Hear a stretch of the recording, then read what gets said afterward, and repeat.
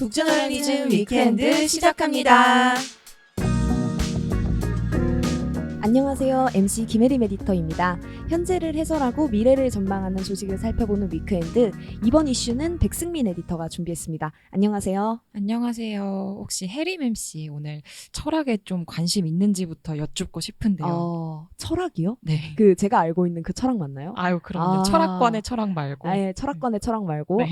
학문으로서의 철학은 근데 좀 진짜 매력적이지 않나요? 매력적이죠. 네. 그렇죠. 내가 지금 잘 살고 있는 건지, 우리 가족들, 우리 사회, 우리 기업, 우리 학교 지금 잘 굴러가고 있는 것인지 그런 거 한 번씩 점검할 때 이 철학이라는 학문이 진짜 좋은 레퍼런스가 되는 것 같아요. 맞아요. 네, 승민 에디터는 어때요? 저도 관심은 가지려고 하는데 읽다가 실패한 그 무수한 책들이 그쵸. 철학책은 원래 읽다가 실패하는 맛인 것 같아요. 머릿속을 네. 스치고 있어요, 지금. 근데 이게 철학이라는 게 진짜 어떤 특정한 분야라든가 뭐 철학자의 책이라든가 이런 데는 관심이 없더라도 우리가 자기 전에 누워서 한 번쯤은 생각하잖아요. 나는 어떻게 살고 있나?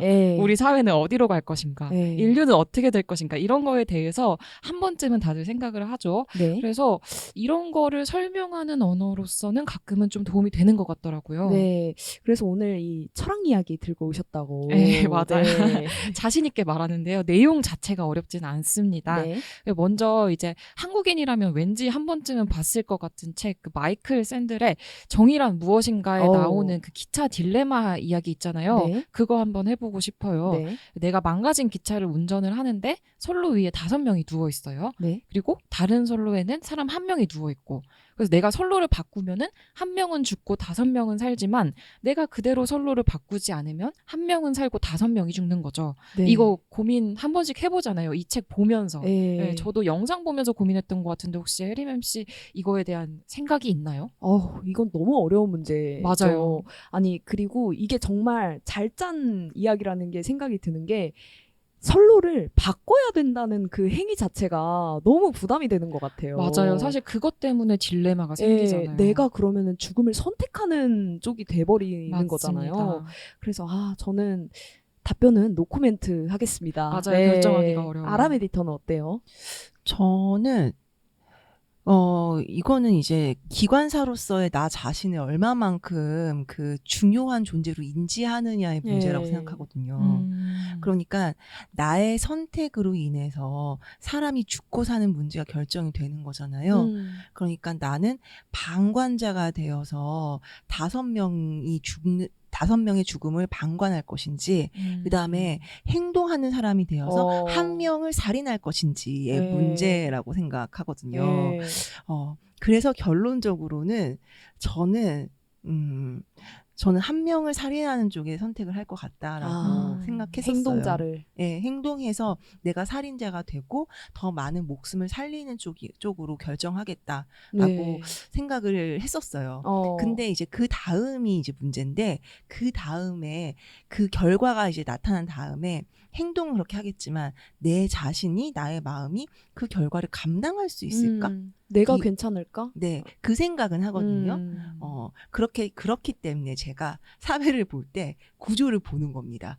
선로를 바꾸나 바꾸지 않나라는 선택을 그 개인이 하게 만들면 안 되는데 어찌하여 거기에 우리 사회는 사람이 누워있게끔 하였는가를 고민해야 되는 것이다 라는 것이 저의 북저널리즘의 소크라테스가 있었네요. 그러게요. 좋은 깨달음을 얻었어요. 네. 저도 고민을 많이 해봤는데 사실 저도 비슷하거든요. 왜냐하면은 선로를 돌리지 않겠다라는 것도 하나의 결정이고 거기에도 윤리적 책임이 있다고 생각해서 저도 만약에 그 상황이 된다면은 선로를 바꿀 것 같아요. 근데 사실 이게 이 말 들으면은 이게 맞고 저 말 들으면 저게 맞고 이런 문제잖아요. 그래서 결론을 내기가 어렵더라고요. 그래서 저도 구조적인 건지 모르겠지만 좀 비슷하게 평소에 기차 안전 관리를 우리가 잘하는 걸로 점검을 잘하는 걸로 이렇게 결론 한번 내보겠습니다. 그럼 비슷한데 좀 다른 다음 질문으로 한번 가볼게요.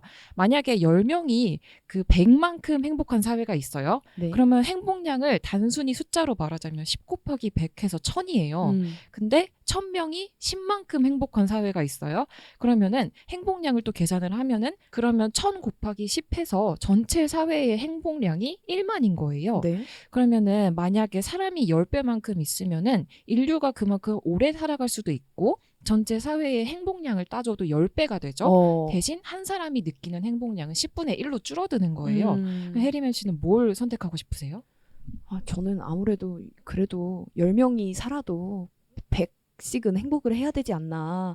10씩만 행복하면 너무 힘들 것 같거든요. 그쵸. 네, 그리고 사람이 이게 제가 너무 현실적으로 생각하는 건지 모르겠는데 10만 행복한 사람들이 100명 모여 있으면 행복하지 않을 것 같아요. 싸움 날 것 같아요. 맞아요. 네. 그게 더 행복도를 낮출 수 있네요. 네. 그리고 만약에 내가 그 100만큼 행복한 10명이라면은 이 10명에 들어가는 게 더 좋죠. 그쵸. 사실 이 얘기 듣고 1000명이 10만큼 행복해도 된다 이렇게 말하는 사람이 있겠나 싶기는 한데 전체 사회의 행복량이라는 게 커지면 좋죠. 근데 당장 내가 안 행복하면 이게 무슨 의미가 있냐 이렇게 생각하게 되잖아요. 네.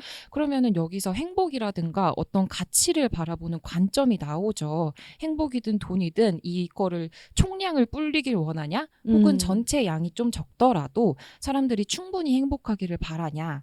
그래서 이 총량을 불리기 바라는 거를 공리주의의 극단적인 예시라고 보는 거예요. 네. 그래서 오늘 소개하는 철학자가 이런 예시를 들더라고요. 누군가요? 에밀 토레스라는 독일의 젊은 작가이고 철학자인데요. 아직 한국에는 번역서도 없기도 하고 많이 소개는 안 됐는데 최근에 영국 쪽에서 책을 냈습니다. 제목이 극단적이에요. 인간 멸종입니다. 좀 극단적이긴 한데 제가 듣기에는 요즘 시대에 되게 많이 나오는 이야기 같다라는 생각이 들어요. 맞아요. 특히 기후 쪽에서는 뭐 우리가 라스트 제너레이션이다, 마지막 세대다 또 이런 이야기도 나오고 실제로 환경단체 이름도 라스트 제너레이션 이런 단체도 있잖아요. 맞아요. 심지어 UN 사무총장이 기후위기에 있어서 인류가 2가지 선택지를 가지고 있다고 얘기를 하기도 했죠. 하나는 집단행동이고 두 번째로는 집단 자살입니다. 근데 이렇게 생각하는 사람들이 있어요. 네. 지금 기후 비상사태이지만 그렇다고 해서 인류가 멸종하지는 않을 것이다 라고 생각하는 사람들이요. 맞아요. 사실 멸종이라고 하면은 뭐 우리가 그냥 10년 후, 30년 후 뭐 이럴 때 너무 더워서 힘들다 이런 느낌이 아니라 뭐 이렇게 소행성 날아와가지고 지구가 반갈라고. 맞아요. 뭐 공룡 멸망할 때처럼. 갑자기 뭐 설국열차 시대가 돼가지고 나가기만 하면 죽고 뭐 이런 시대를 생각하게 되잖아요. 네.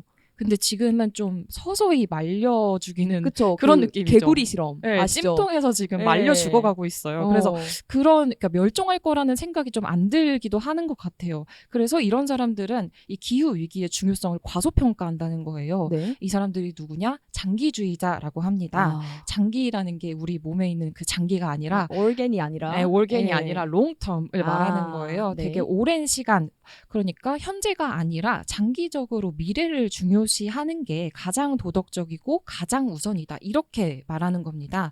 수백만 년 후에 인류의 규모는 지금의 세계 인구보다 무한히 클 거고 그러니까 지금 생존해 있는 수십억 명의 인구보다 앞으로 태어날 수조 명의 사람들이 더 중요하고 이 사람들을 더 우선시해야 된다라는 게 이 사람들의 생각인 거죠.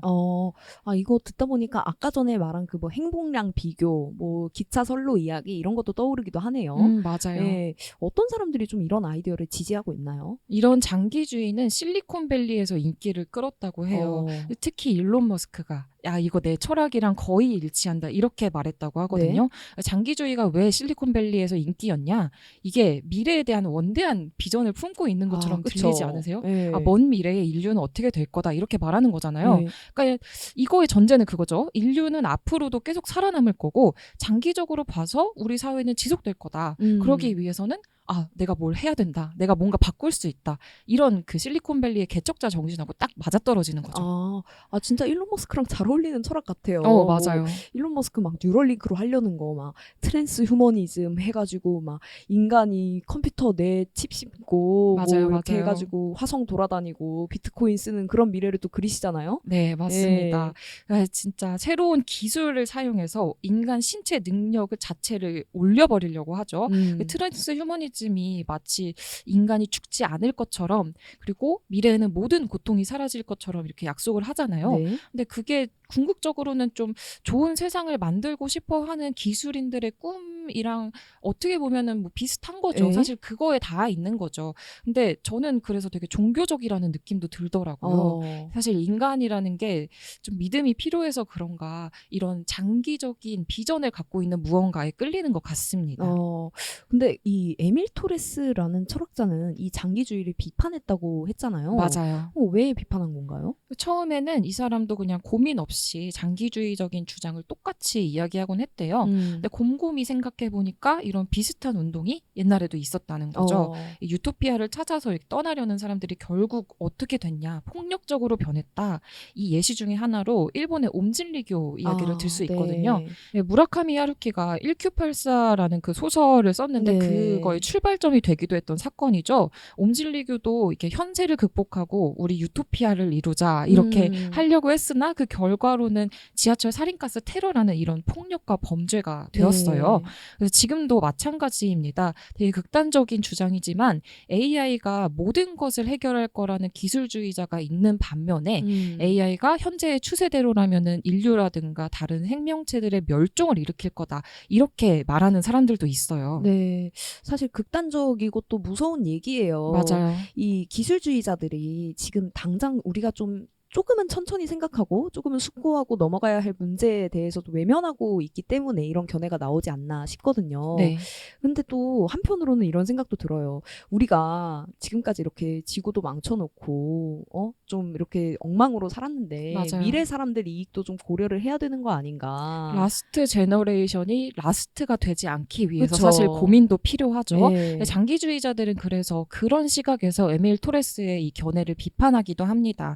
지금 이 정치적인 문제들이 되게 엉켜있고 지저분하다. 근데 장기주의적인 시각에서 가장 중요한 게 뭔지를 봐야 된다.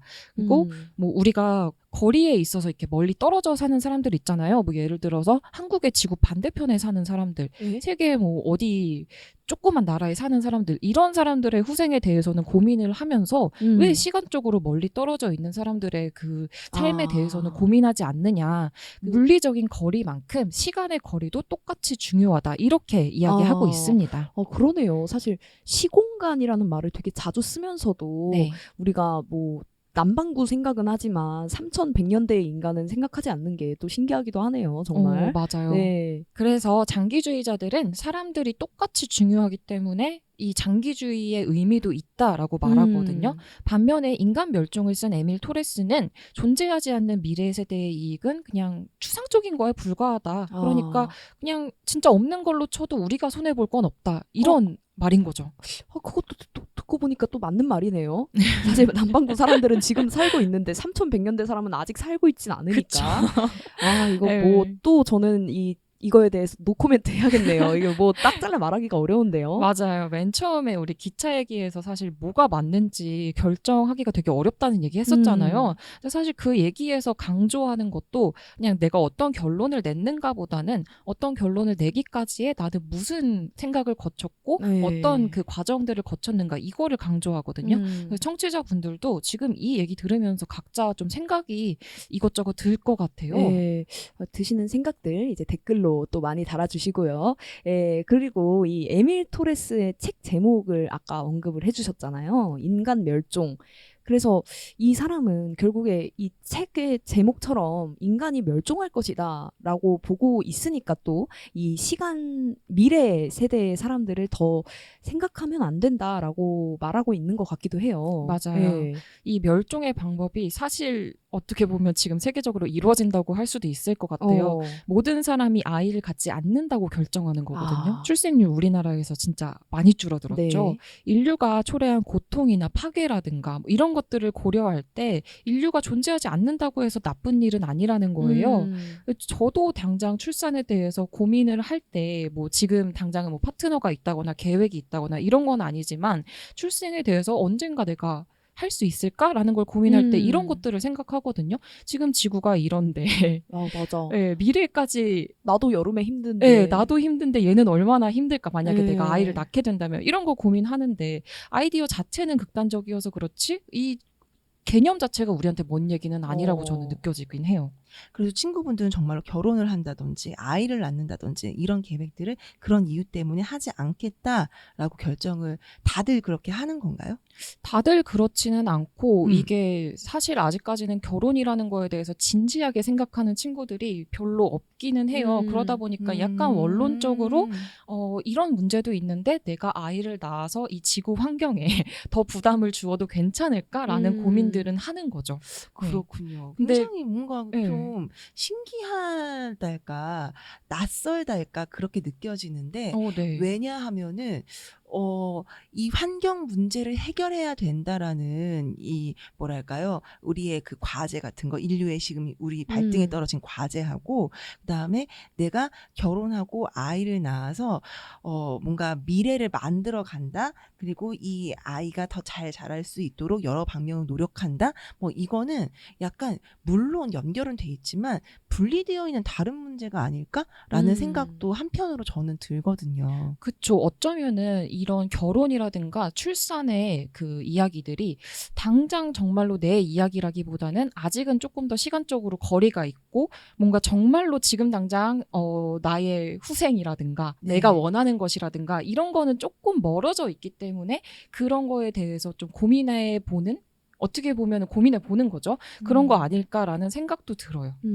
그렇군요. 정말로 이게 내 삶에 다가오고 내가 파트너가 생겨가지고 이 사람과 결혼을 할까 말까 출산을 할까 말까라는 고민이 시작된다면은 그 고민의 양상도 조금 달라지겠죠. 그렇군요. 해리맨 씨는 어떻게 생각해요?